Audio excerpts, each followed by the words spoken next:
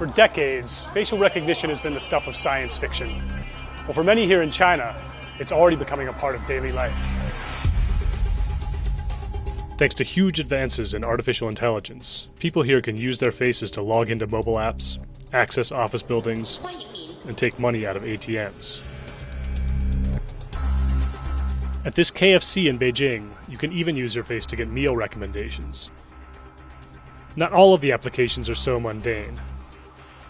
Police are also using the technology to shame jaywalkers and to scan crowds for persons of interest.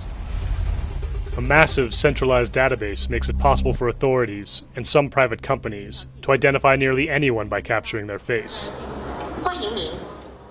Access to these photos is a boon to companies like search giant Baidu, which is using them to build a range of products. These are a data set maintained by government.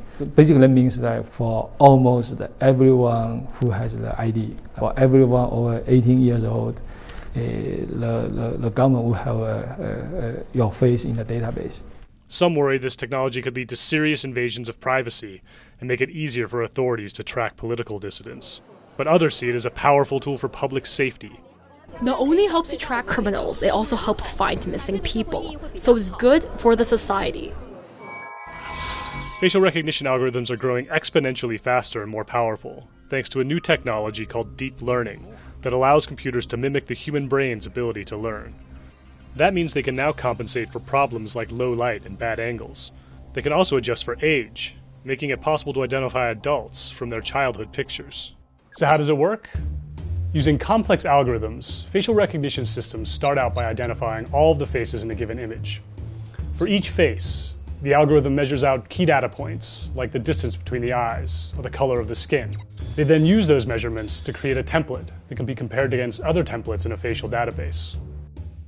The more data they have, the better these systems do.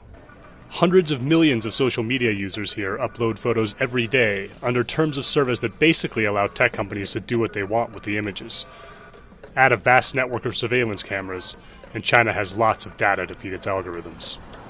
There are 170 million surveillance cameras installed in China, including more than a dozen on this stretch of road behind Beijing's Forbidden City.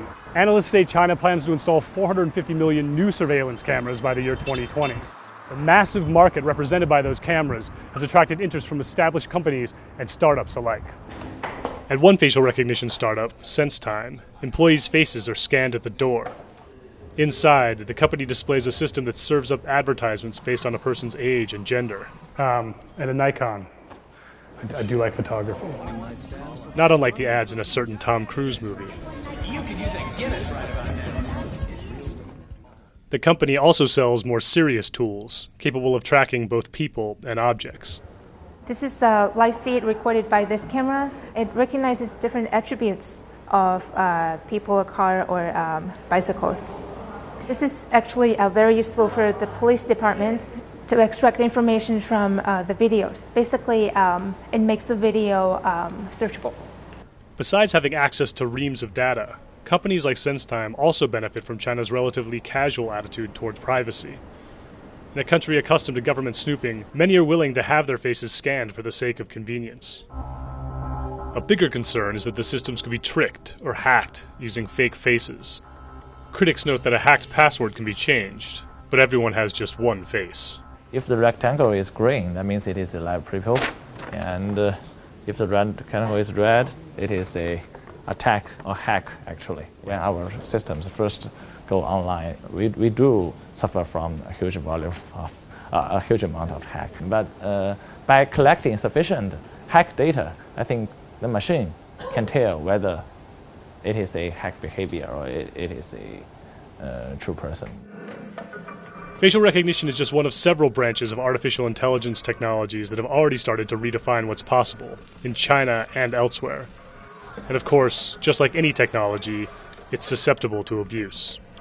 You have a very advanced tool, so you could use it to do good things and you could use it to do bad things, but the key is the way you choose it.